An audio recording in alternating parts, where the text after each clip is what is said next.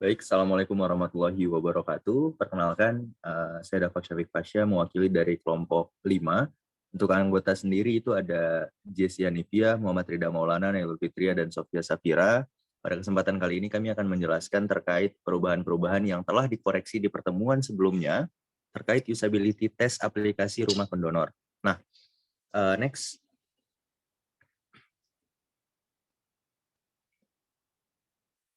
Oke, kenapa kami melakukan pengamatan ini? Jadi latar belakangnya itu ada 3. Yang pertama, solusi yang udah didapatkan di pengamatan sebelumnya itu telah diterapkan dalam bentuk wireframe ataupun gambaran secara umum, secara visual. Nah, next ada wireframe atau mockup yang sudah dibuat, perlu dilakukan pengujian untuk kita tahu seberapa efektifkah perubahan yang telah kita lakukan. Kemudian yang terakhir, proses pengujian wireframe ini tuh menggunakan usability test yang dilakukan untuk mendapatkan respon dari target yang diujikan tadinya. Next. Nah, untuk permasalahannya sendiri yang ditanyakan kepada para penguji yaitu yang pertama, apakah user dapat memahami penggunaan rumah pendonor tanpa bantuan? Kemudian apakah user mengetahui fungsi utama dari aplikasi ini? Dan juga apakah user merasa ada fitur yang kira-kira kurang dipahami ataupun tidak dipahami dari aplikasi ini. Dan bagaimana sih pendapat user setelah menggunakan aplikasi ini, dan yang terakhir, apakah user memiliki saran ataupun masukan setelah menggunakan aplikasi yang telah dirubah ini. Nah, next. Oke. Untuk tujuan utama dari proses yang kami lakukan, yaitu untuk menguji kira-kira apakah perbaikan yang kami lakukan ini mendapatkan tanggapan positif atau bahkan negatif. Nah, tanggapan-tanggapan inilah yang akan nantinya memunculkan sebuah kesimpulan yang mana aplikasi ini dapat diterapkan dengan efektif maupun mampu berfungsi secara baik dan memiliki efektivitas yang tinggi. Oke. Baik, mungkin dari saya itu saja. Selanjutnya akan dijelaskan oleh rekan saya, Jessi Hanifia. Mungkin kepada rekan saya, Jessi, dipersilakan. Baik, di sini saya akan menjelaskan mengenai peserta pengujian. Jadi untuk pesertanya itu ada 6 user. Yang pertama bernama Sain Tinambunan, yang kedua bernama Nurul Mutmainah Sabrini, yang ketiga ada Debbie Miranda Hashim, yang keempat ada Raihan Amal Ramadan, yang kelima ada Kurata Ayun, dan yang keenam ada Zurnila Marlika Suma. Keenam user ini berasal dari kategori user yang berbeda-beda. Ada yang dari mahasiswa, owner e-bishop, dan dosen. Next. Baik. Untuk yang pertama, di sini ada daftar aktivitas pengujian. Jadi aktivitas pertama itu ada apakah user dapat memahami penggunaan rumah pendonor tanpa bantuan. Metriknya ada memahami penggunaan rumah pendonor atau tidak, dan uraiannya itu ya user dapat mengakses dan menggunakan aplikasi rumah pendonor tanpa bantuan. Dengan langkah-langkahnya itu meminta user untuk mengakses semua prototipenya dan meminta thing allowed. Dan hasil temuannya itu untuk Sain Tinambunan memahami, Nurul Mutmainah Sabrini pada awalnya bingung, namun setelah dipelajari dapat memahami. Untuk Debbie Miranda Hashim memahami aplikasi dengan mudah, Raihan Amal Ramadan memahami, Kurata Ayun memahami, dan Zurnila Marlikusuma memahami. Sekian dari saya, selanjutnya saya kembalikan ke moderator.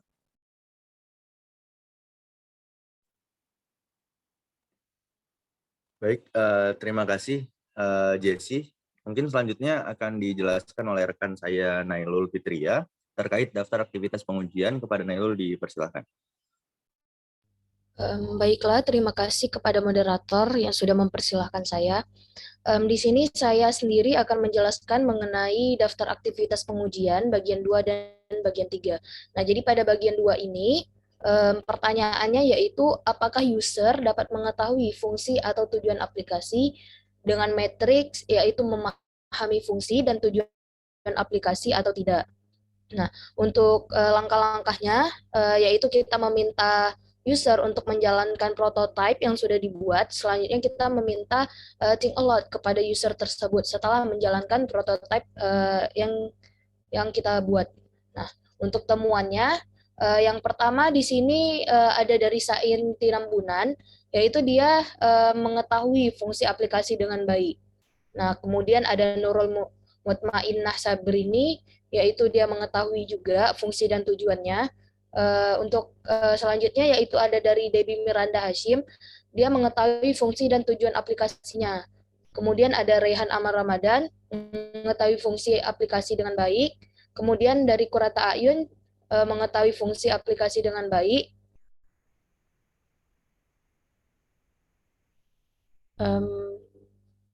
Kemudian untuk Zurnila Marli Kesuma juga mengetahui fungsi dan tujuan aplikasi dengan baik. Oke, next.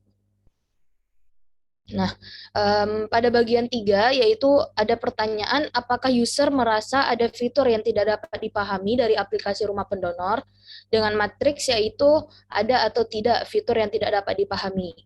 Nah, langkah-langkahnya juga sama, yaitu dengan meminta user untuk menjalankan prototipe aplikasi. Selanjutnya adalah meminta think aloud kepada user tersebut. Nah, di sini temuan yang didapat yaitu beragam. Yang pertama dari Sain Tinambunan, yaitu user 1, tidak ada fitur yang tidak dapat dipahami. Artinya dari Sain Tinambunan, dia dapat memahami semua fitur dengan baik.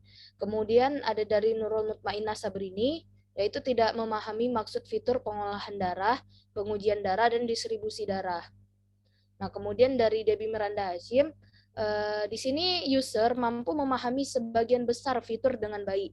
Hanya saja pada halaman utama yang menampilkan user, yaitu pada bagian umum dan prioritas. Nah, di sini user mengaku bingung terhadap menu tersebut. Kemudian dari Rehan Amal Ramadan, yaitu tidak ada fitur yang tidak dapat dipahami. Begitu juga dengan Kurata Ayun, yaitu tidak ada fitur yang tidak dapat dipahami. Selanjutnya dari Zurnila Marli Kesuma, yaitu beliau mampu memahami keseluruhan fitur-fitur penting yang ada di dalam aplikasi tersebut. Oke, sekian dari saya serahkan kepada moderator kembali.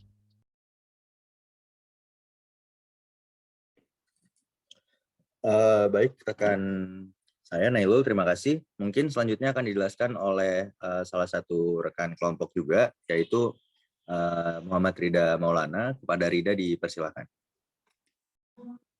Baik, terima kasih moderator. Kemudian saya akan melanjutkan daftar aktivitas pengujian 4 dan 5. Nah, di sini pada daftar aktivitas pengujian yang keempat, bagaimana pendapat user mengenai tampilan aplikasi dengan metrik, yaitu argumen user tentang tampilan. Di sini memerlukan penjelasan dari si user tersebut. Langkah-langkah yang kami kerjakan yaitu sama dengan sebelumnya, meminta user untuk menjalankan prototipe, kemudian minta think aloud-nya. Nah, temuan yang kami dapat pada user pertama yaitu Sain Tinambunan, menurut beliau tampilan sangat sederhana dan pemilihan warna pada aplikasi tersebut biasa saja, sangat dasar. Kemudian pada user kedua yaitu Nurul Mutmainnah Sabrini, tampilan sangat mudah dipahami.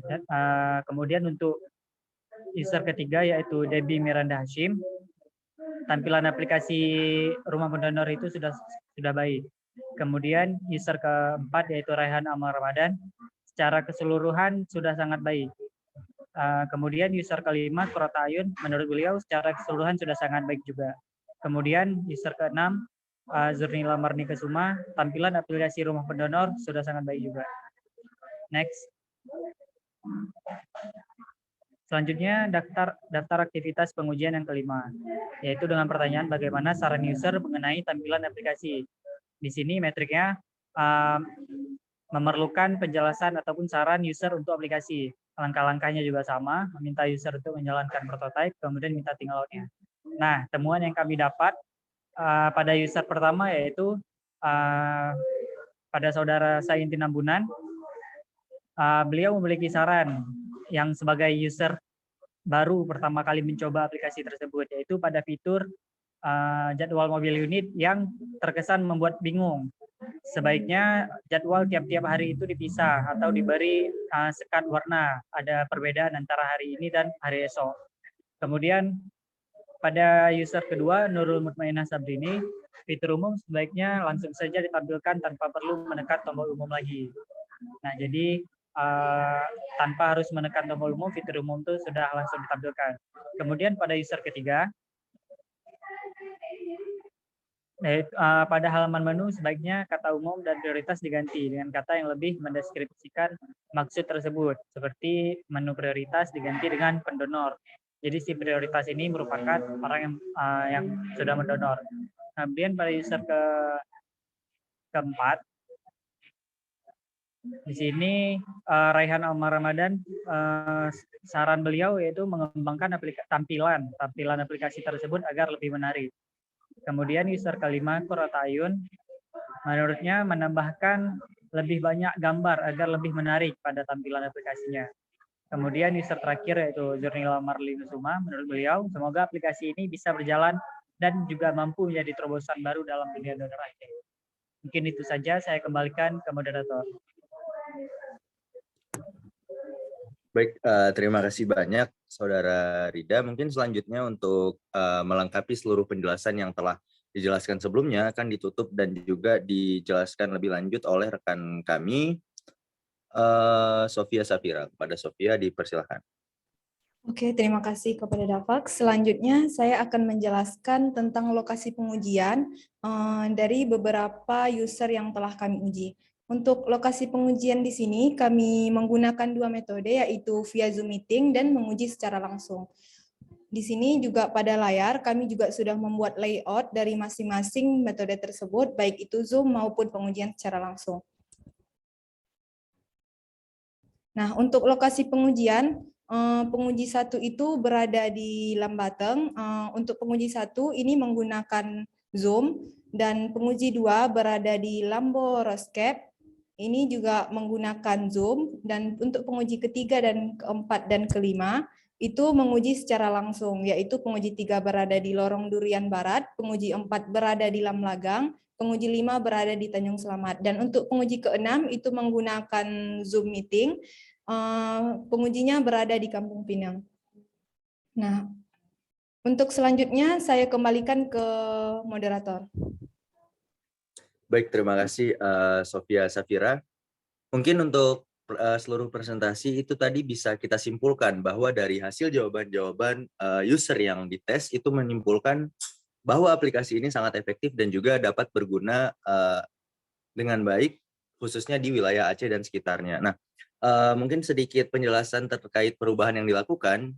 Jadi setelah presentasi di minggu lalu, kelompok kami mendapatkan beberapa saran, yaitu yang pertama memberikan sedikit penjelasan lebih lanjut dari nomor-nomor yang telah dicantumkan. Jangan hanya user 1, user 2, namun juga menuliskan namanya.